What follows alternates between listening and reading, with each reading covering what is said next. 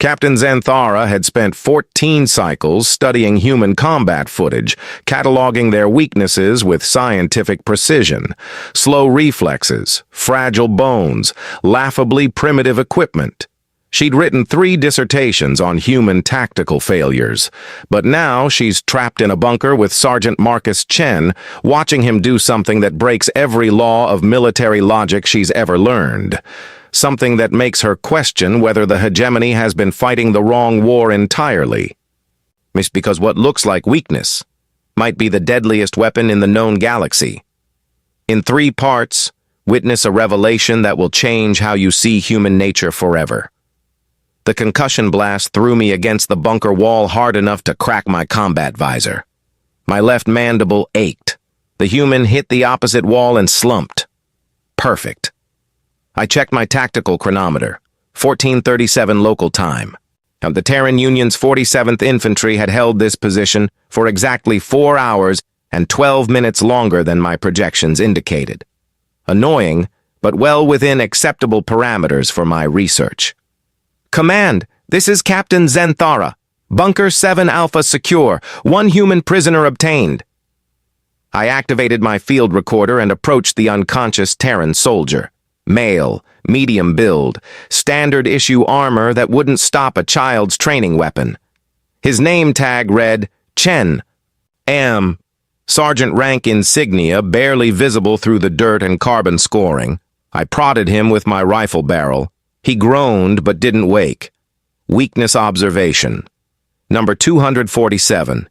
Human consciousness appears surprisingly fragile. Note the disproportionate response to minor kinetic trauma. Xanthara, Commander Vex's voice crackled through my comm.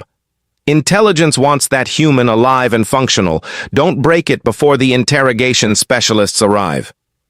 Understood, sir. I stepped back. I studying Chen's prone form. Though I'm curious why Command considers this specimen valuable, the human appears unremarkable. Through my visor's tactical display, I reviewed Chen's service record, what intelligence had managed to piece together from captured databases. Standard infantry, no special training, no commendations of note. Born on some agricultural colony called Wisconsin, enlisted at 18 standard years, practically elderly by hegemony military standards. And I set my weapon aside and pulled out my research tablet. 14 cycles of human combat analysis had earned me a reputation as the hegemony's foremost expert on Terran military psychology.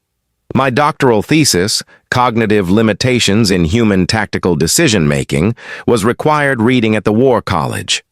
The evidence was overwhelming. Humans thought too slowly, moved too cautiously, formed emotional attachments that clouded strategic judgment.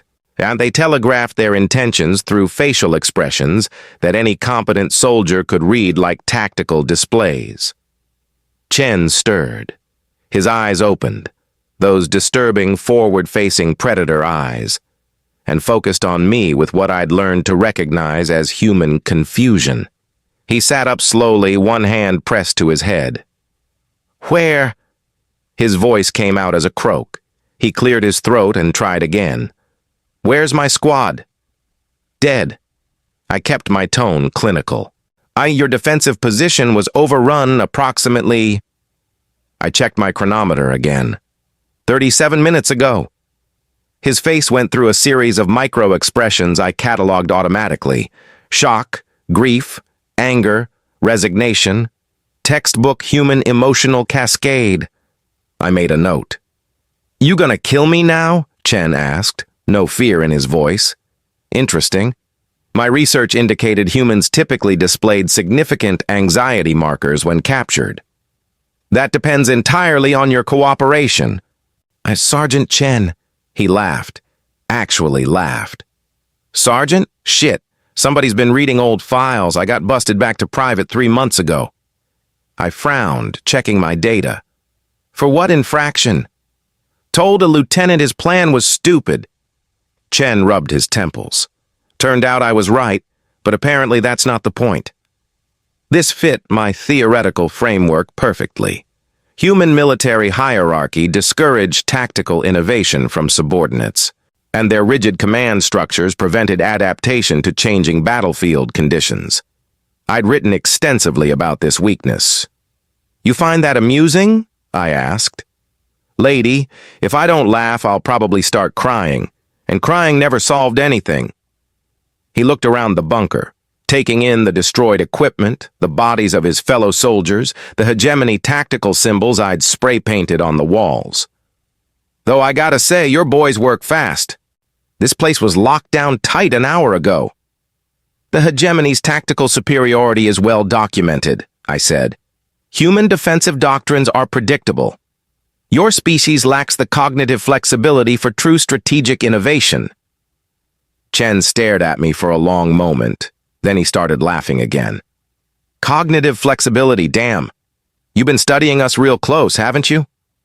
14 cycles of comprehensive analysis."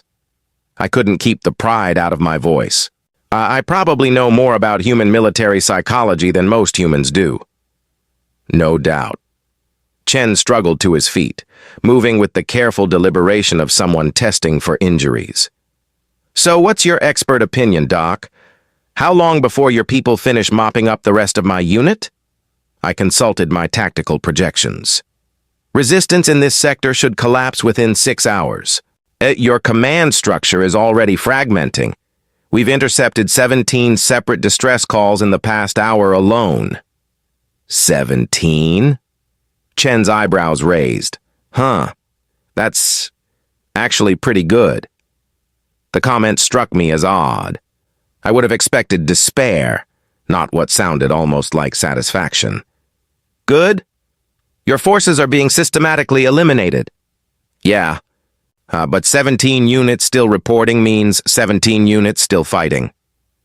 Chen walked to the bunker's single window and peered through the reinforced glass. "Question for you, Doc. In all that studying, did you ever figure out why humans keep fighting when they know they can't win?" I had, actually. "Cognitive bias. Your species demonstrates poor probabilistic reasoning. You consistently overestimate your chances of success in hopeless situations." Huh. Chen was quiet for a moment, still looking out the window. "That's one theory." Something in his tone bothered me. Too calm. Too thoughtful. I checked my behavioral analysis algorithms. Chen's biometric readings showed none of the stress indicators typical of captured humans. "You seem remarkably composed for someone whose unit has just been destroyed," I observed. "Well," Chen said, turning back to face me with what humans called a smile. That depends on how you define destroyed, doesn't it?" Before I could ask what he meant, my comm unit exploded in chatter. "All units, this is command. We have multiple explosions in sectors 4 through 9. Repeat, multiple." The transmission cut to static. Chen's smile widened. "Cognitive flexibility, Doc. Funny thing about humans, we're real good at learning." I stared at him, my tactical certainty suddenly feeling less certain. "What did you do?" "Me? Nothing." "And I've been right here with you." Chen sat back down, perfectly relaxed. "But you might want to check your chronometer." 14:52 local time. "Your unit was eliminated 37 minutes ago," I said, though doubt was creeping into my voice. "My unit? Yeah, probably." Chen nodded agreeably. "But see, that's the thing about human military psychology, Doc. You can study our tactics all you want, but you missed something kind of important." "Which is?" Chen's expression grew serious. "We don't fight as units. We fight as humans." The bunker shook as explosions echoed across the valley. My comm crackled with damage reports, casualty lists, calls for reinforcement. I looked at Chen, really looked at him. At his calm demeanor, his lack of surprise at the apparent reversal of fortune, his oddly specific question about 17 units still reporting. "You knew this would happen," I said. "Doc, I've been fighting this war for 3 years. You really think I don't know what a tactical retreat looks like when I see one?" My research. 14 cycles of analysis. Hundreds of combat reports dissected and categorized. All of it suddenly felt incomplete. The defensive position, I said slowly. It wasn't meant to hold. Now you're learning. Chen leaned forward. See, your people are real smart. Tactical superiority, cognitive advantages, all that. But there's one thing you never figured out. Which is? Chen's smile returned, but this time there was something sharp in it, something that made my exoskeleton itch. Humans don't win wars by being better soldiers, Doc. We win by being better at being human. The bunker shook again. This time the explosions sounded closer. Hashtag Part 2. The lesson begins. My comm unit screamed with panic frequencies. Sector coordinates flashed red across my tactical display. 7 hegemony positions compromised in 12 minutes. Impossible. Emergency Protocol 7, came Commander Vex's strained voice. All units fall back to secondary positions. Repeat, all units... Static swallowed the transmission. Chen watched me process the data, his expression maddeningly serene. Lot of chatter on your command frequencies, Doc. Sounds pretty frantic. I ignored him, switching through communication channels. Alpha Company, no response. Bravo Company, distress beacon only. Charlie Company. Charlie 1, this is Captain Zenthara. Her report status. Captain! Relief flooded the young soldier's voice. Charlie 1 has sustained 60% casualties.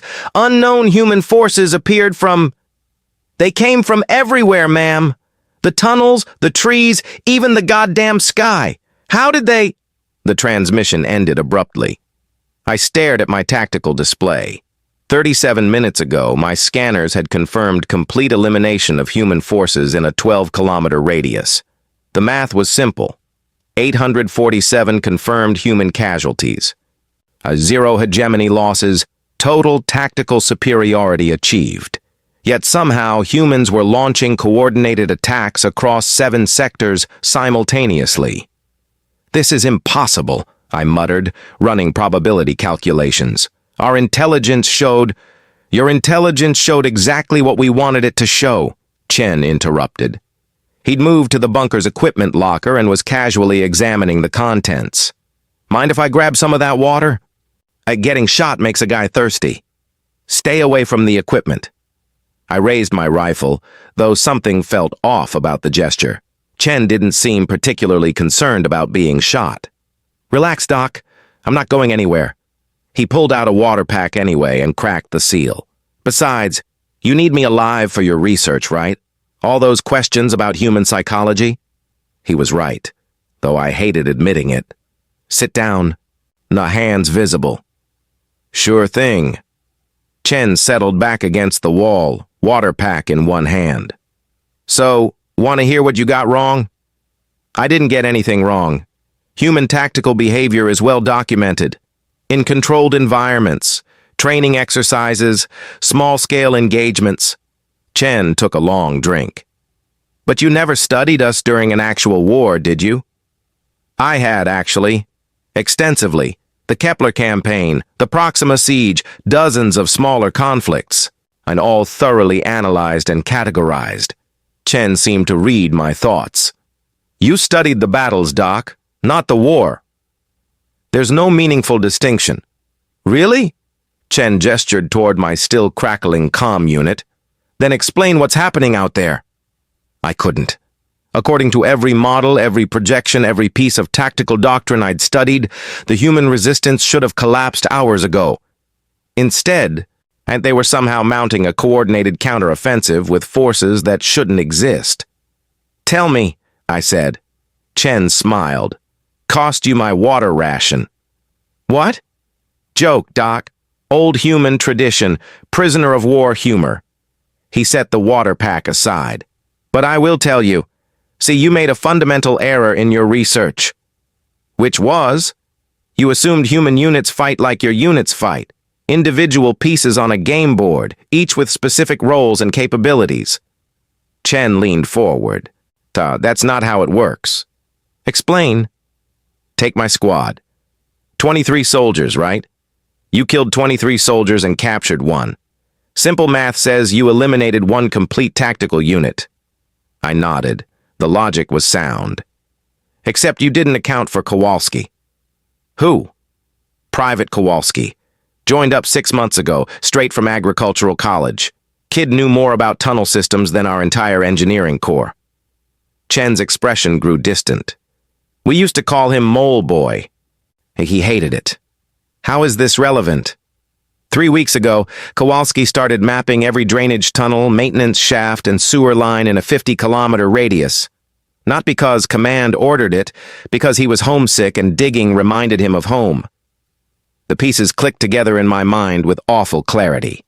The tunnel attacks. Kowalski's hobby became our escape route. 23 soldiers eliminated, but 22 of them are currently raising hell in your rear positions. I checked my tactical projections again. None of my models accounted for off-duty recreational activities affecting strategic outcomes. That's not how military units operate. It's how humans operate. Chen finished his water.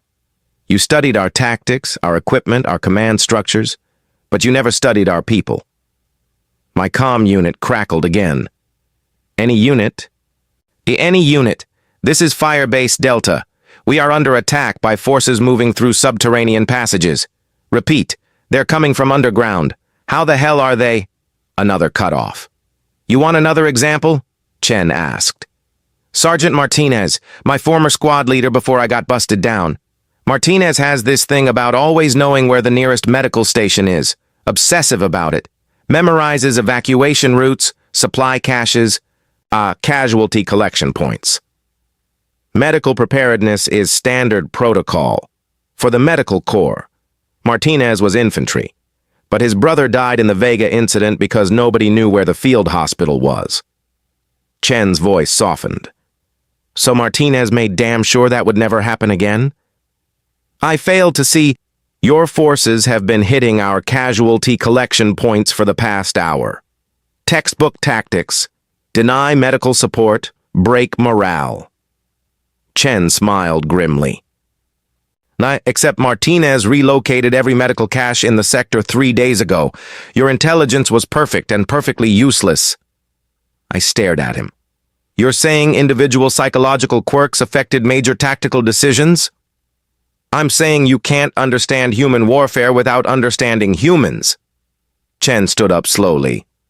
Every soldier in my unit has a story like that. Personal obsessions, private fears, weird hobbies, stuff that doesn't belong in any tactical manual. I struggled to process this. That's chaos. How does command account for random individual behaviors in strategic planning? Command doesn't account for it. Command trusts it. That makes no sense. Doesn't it? Chen walked back to the window. Tell me, Doc, in all your research on human psychology, did you ever study why humans form pack bonds? The question seemed tangential, but I answered anyway. Evolutionary survival mechanism, mutual protection, resource sharing, improved offspring survival rates. Right. And what happens when you threaten a human's pack? Predictable aggressive response patterns, fight or flight activation, though humans tend toward fight rather than flight. Predictable. Chen repeated the word thoughtfully. You know what Kowalski told Martinez before we took this position? I waited. He said, "These tunnels remind me of home." And Martinez said, then make sure we all get to go home. Chen turned from the window to face me. That's not tactics, Doc. That's not strategy or doctrine or battlefield psychology. That's just Kowalski wanting to protect the people who call him Mole Boy, and Martinez making sure nobody else loses a brother. Emotional reasoning leads to tactical errors, I said, though the words felt less certain than they once had. Does it? Chen gestured toward my comm unit. We're still alive with damage reports and confused commands. Because from where I'm sitting, emotional reasoning just kicked your tactical superiority's ass. The bunker shook again. Closer this time. Much closer. They're coming for you, I realized. Well, Chen said, settling back down with infuriating calm. I did mention that humans fight as humans, didn't I? You're my prisoner. They won't risk... Doc. Chen's voice was gentle, almost pitying. You really think my people are going to leave me behind? For the first time since my capture of Chen, I felt something I hadn't experienced in cycles of military service. Uncertainty. This changes nothing, I said, though I wasn't sure who I was trying to convince. Individual cases don't invalidate statistical models. One tactical reversal doesn't... One? Chen laughed. Oh, Doc, this isn't one tactical reversal. What do you mean? I mean this conversation, you and me, I hear in this bunker. Chen's smile returned, sharp and knowing. This is exactly where my command wanted me to be. The tactical display on my comm unit flickered. New contacts were appearing throughout the sector. Too many contacts, moving too fast from too many directions. You see, Chen continued, there's one more thing you got wrong in your research. Which is... Chen stood up again, and this time he didn't look like a prisoner anymore. You assumed I was the one being captured. The realization hit me like a plasma bolt to the cognitive center. You let yourself be captured. Chen nodded approvingly. Now you're thinking like a human, Doc. But why would you... I stopped, started calculating. Timestamps, tactical movements, the positioning of this bunker relative to our command networks. Intelligence gathering. Warmer. My mandibles clicked involuntarily, a stress response I'd trained myself out of cycles ago. The communications equipment. You've been listening to our command frequencies. Getting warmer. I looked around the bunker with new eyes. The tactical display I'd been consulting, my research tablet with 14 cycles of human analysis, my own words echoing back. The hegemony's tactical superiority is well documented. Human defensive doctrines are predictable. I've been telling you everything, I whispered. Bingo. Chen walked to my abandoned research tablet and picked it up. Oh, fascinating reading, by the way. Cognitive limitations in human tactical decision-making. Really thorough work. You can't read hegemony script. No, but my suit's translation software can. Chen tapped his combat armor. Standard issue for all Terran infantry now. Amazing what you can learn when you actually want to understand your enemy, instead of just defeating them. My suit's chronometer read 1523. 46 minutes since I'd captured Chen. 46 minutes of giving him detailed intelligence about hegemony tactical doctrine, force positions, and strategic assessments. The questions about unit timing, casualty reports. I felt sick. You were mapping our response patterns. And confirming our intelligence about your command structure. Chen scrolled through my tablet. This psychological profile you wrote about human emotional attachment weakness really helped us understand how you'd interpret our tactical withdrawals. This is impossible. No human could plan something this complex. The cognitive load alone... There you go again, Doc. Thinking like a hegemony officer. Chen set the tablet aside. You keep assuming humans think like you think. Individual minds processing individual problems in isolation. How else would thinking work? You really want to know? I nodded, though I was beginning to suspect I wouldn't like the answer. Kowalski didn't map those tunnels alone. Martinez didn't relocate medical caches by himself, and I didn't come up with this capture scenario sitting in a barrack somewhere. Chen moved back to the window. Want to guess how many humans were involved in planning today's operation? Classified information typically involves 5 to 7 strategic planners. Try 843. That's absurd. No military organization could coordinate input from... Every soldier in the 3rd Battalion contributed something to today's plan. Kowalski's tunnels, Martinez's medical knowledge, Chen's big mouth that got him busted down to private for telling officers their plans were stupid. Chen grinned. Turns out my particular talent is talking to people who think they're smarter than me. The implications staggered me. 800 individuals contributing to a single tactical plan. The coordination requirements alone would be impossible for individual minds working in isolation, yeah. Chen's expression grew serious. But that's not how humans work, Doc. We don't think in isolation. We think together. Collective consciousness is theoretically possible, but humans lack the neurological infrastructure. Not collective consciousness, collective intelligence. Chen pointed to his temple. Same hardware, different software. That we share information not because we're connected, but because we choose to be. My comm unit had gone mostly quiet. Occasional status updates, but the frantic chatter had stopped. Either the tactical situation had stabilized, or... Your counteroffensive succeeded, I said. Phase 1 succeeded. But that was never the real objective. What was? Chen walked over and sat down across from me. Close enough that I could see the scratches on his armor, the fatigue lines around his eyes, the small human details that made him a person rather than a tactical unit. Tell me, Doc, in all your research, what did you conclude was humanity's greatest weakness? I didn't need to consult my notes. Emotional attachment leading to irrational tactical decisions. And what did you recommend as the best strategy for exploiting that weakness? Targeted elimination of human command personnel to break unit cohesion through grief response. Chen nodded. That strategy failed on every world you've tried it on. Want to know why?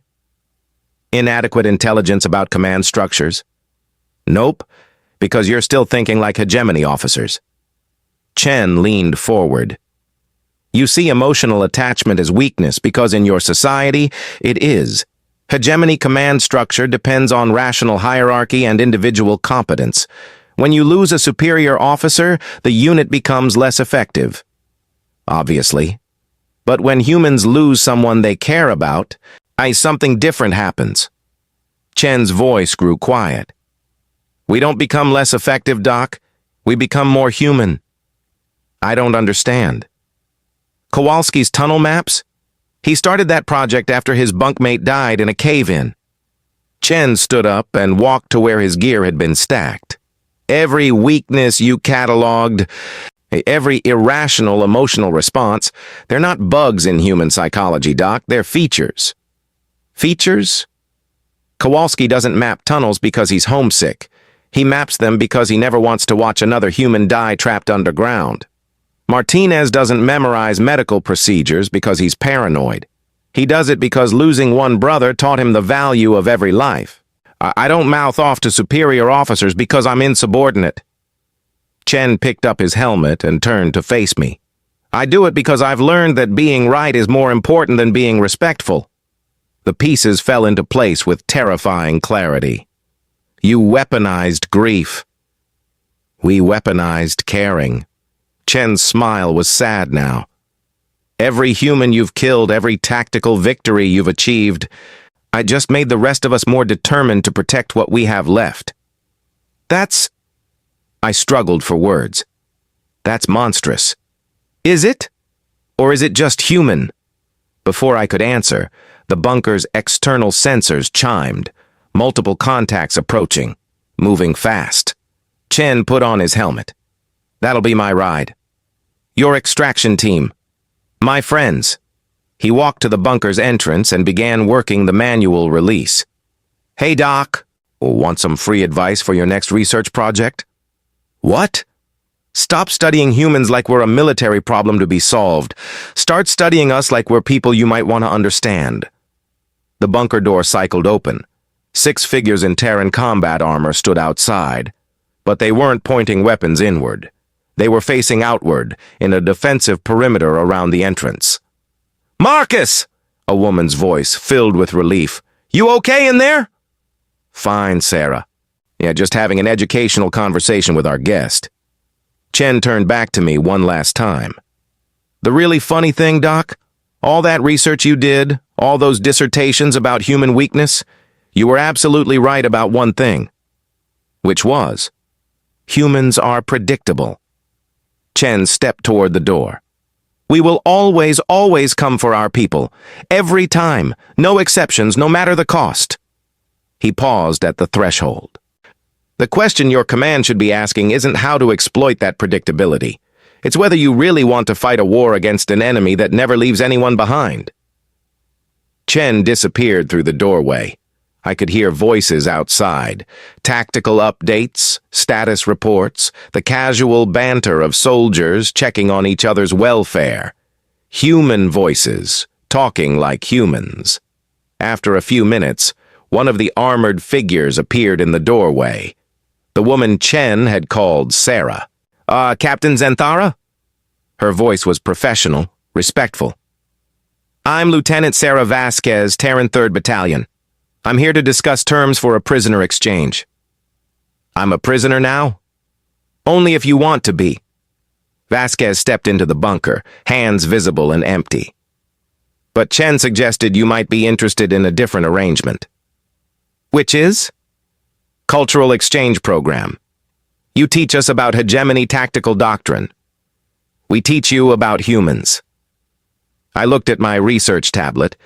He's still displaying 14 cycles of analysis that had proven not just wrong, but catastrophically incomplete. At my comm unit, silent now with the voices of soldiers who had discovered that their tactical superiority meant nothing against an enemy they didn't understand. What would be the terms of this exchange? Vasquez smiled, a human expression I'd learned to recognize but never truly comprehended. Until now. Simple, Captain. You help us understand how you think. Dan will show you how humans really fight. She gestured toward the door, where Chen's team waited in their protective formation. First lesson starts whenever you're ready. I stood up slowly, my exoskeleton joints protesting from sitting too long in one position. 14 cycles of research, hundreds of tactical analyses, thousands of hours studying what I thought was human weakness. All of it incomplete because I'd never understood the most basic truth about human warfare. They don't fight for victory. They fight for each other. I'm ready, I said. Sarah Vasquez's smile widened. Welcome to the real war, Doc. Outside the bunker, 6 humans waited to escort their former enemy to safety, because that's what humans do. They never leave anyone behind, even me.